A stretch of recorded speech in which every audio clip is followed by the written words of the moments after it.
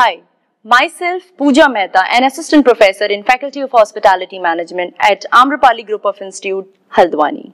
Today, we are starting a new series, Knowledge Booster Series. In this series, we will have eminent personalities from different walks of life who will be sharing their success mantras with our students. The first guest in the series is Chef Diwakar Balodi, an executive chef from Ananda in the Himalayas. We have some questions for Chef Diwakar Balodi on behalf of our students. First question is, what has been your experience with the hospitality industry so far? Hello everyone, my name is Diwakar Balodi. I am executive chef at Ananda in the Himalayas. I am a resident of Uttarakhand, born in Teri Gadwal and brought up in Dehradun. I have done all my schooling in Dehradun. And then I landed up in hotel management, though that was not my first choice of career. I always wanted to be a soldier. But then, under circumstances, I joined hotel management and started working through it. Over the years, when I went into the hotels and learned the trade, learned the right skills, I got very much attracted towards the kitchen, the creative part of it. And somewhere I realized that I have that creative person inside me which is required for being a chef.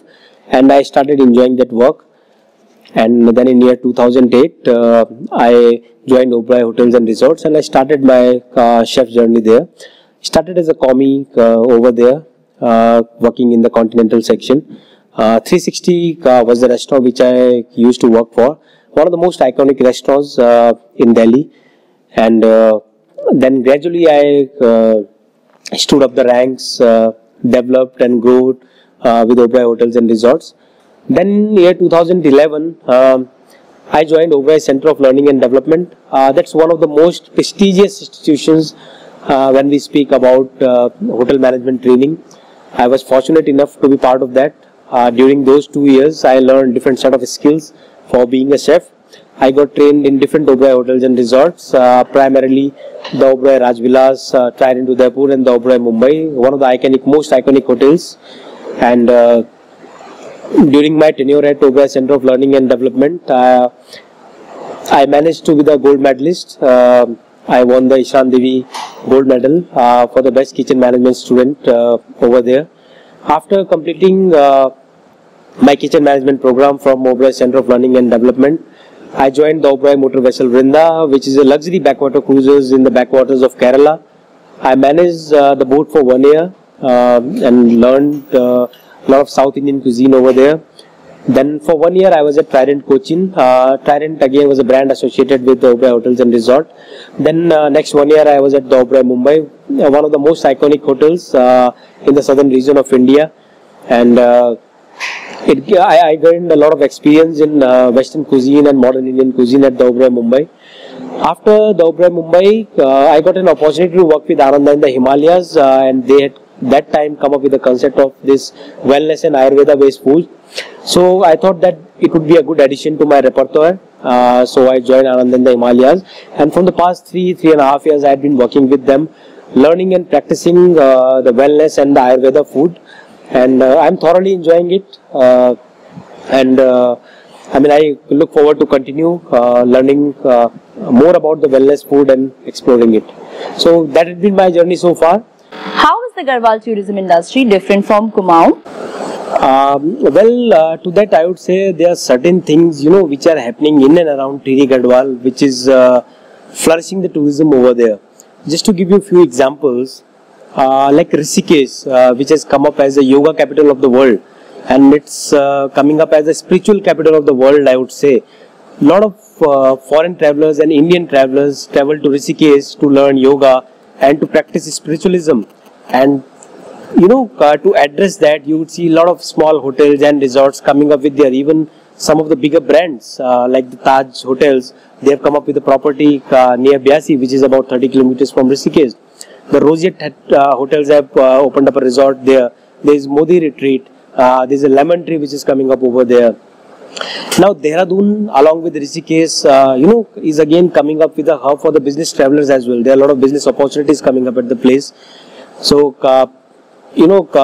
places like ITC, the hotels like ITC, the hotels like Hayat, They have come up over there. International brands like JW Marriott has come up in the Missouri, and old players like JP is still there, right? So business segment is also growing. And third thing I want to talk about is adventure tourism. So with the Tiri Lake being there, and the government projects and initiatives to improve the water sports and adventure tourism in the Tiri Gadwal region of Uttarakhand, I think that place is becoming a hub for the tourists to look up to. And apart from that, Tiri Gadwal also offer a lot of scope for religious tourism, be in the Char Dham Yatra or many other temples and spiritual places there. People do travel for them, and to cater those needs, small hotels, resorts have definitely come up. Wellness travelers are other segment which are coming up very fast in India, especially the places like Ananda in the Himalayas, which specifically cater to the people who are traveling for wellness. So a great destination, spa resort. Western is coming up, and places like Taj and Rosette, they all have in some other form some concept of wellness they are adopting. So I think these developments which are happening in and around Tiri Gadwal area is flourishing the tourism over there. And probably with the government, more government schemes and investment, similar things can happen in the Kumaon region as well. It is important to have positive environment at work. Chef, when are you happiest at your work? Well, to that I would say that if at any point of time you are not happy at your work, you will not enjoy your work, and you will not do with the same passion and same dedication, right? But if I have to select that when I am happiest while working throughout the day, so I would say that being a chef, we develop a product, we develop a dish, and we send it out to the guests. So when they come back to us and give feedback, appreciating our efforts, so that's the time when I'm most happy. That's that sense of feeling, that sense of proud which comes when what you have done for your guest is being appreciated and is being liked by the guest. That moment makes you glad, that moment makes you happy, that moment makes you proud. And I think that's the moment when I'm most happy, to be very true. Please enlighten us on food safety. Food safety is a very integral part of running hotel and restaurant business these days. I mean, earlier the government rules and regulations were not that strict on it, but now even the government rules and regulations are very strict on the food and food safety in the hotels and in the restaurant. With the acts like ISO 22000 and the HACCP standards in the hotels, and with FSSAI being very strict and upgrading itself, the rules have become more stricter. It's very important morally and ethically also to serve safe food to the guests who are coming to us, because being a chef, the services which we are providing to the guests are a little different from the services which are being provided by the other departments in the hotel. The product which we send out is being consumed by the guests, and it directly affects the body, it directly affects the health of the people. So apart from the government rules and regulations, morally and ethically it's also very important to serve the safe food for the people. So there are certain standards which you have to maintain in running kitchens to serve safe food, whether it's date and day tagging of the food products, whether it's about using the right chemicals to maintain a safe and hygienic kitchen, whether it's using the right equipment to do the right jobs, whether it's the segregation of the food ingredients like vegetarian food, seafood and meat separately, keeping the perishables and non-perishables separately. You should know when exactly the food entered your premises and by when it should be consumed.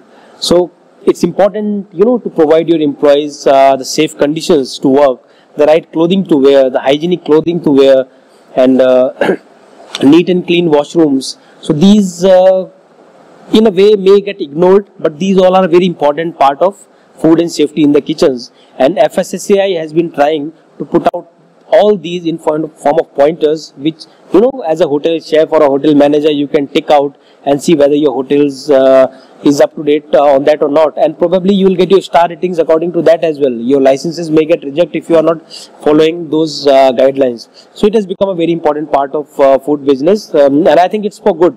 Since you are working with one of the finest properties, please share your views on the latest trends of food industry. So if talking about the latest trends, I would say food is the basic necessity of any individual. I mean, lot of things may change around the world, but people will eat. People have to eat to survive, right? So, the way food is being perceived, the way people perceived eating out has changed over the period of time. There had been a big paradigm shift in that. Earlier, people do not used to travel out to eat, but now people are traveling out to eat. I mean, I always give this example, like if you go and ask your grandparents, or for that matter even your parents, how many times in the month would they go out and eat? Probably in their lifetime they haven't gone out and eaten more than a couple of times. But if we ask the same question to today's generation, probably they go out more often and eat outside. So this paradigm shift has happened, this change has happened. People are traveling for the food now, and that's why there had been new developments in the food. The product is changing day by day. New products are coming in. Globalization has happened. A lot of international chefs come to our country. A lot of our chefs goes to other countries and globalize the food. So today, if I ask a student from today's generation, he would know about what a Chinese food is, what an Italian food is, what maybe America has to offer. But some time back it was not there, right? So this globalization has also brought a lot of change in the way food is perceived and served today. I mean, in terms of equipment and technology, changes has happened. Now you have a very good equipments in the kitchen, which can boil, which can fry, and in a very different way. You have something like called an air fryer. If you want to eat a healthy French fries, air fryer is there.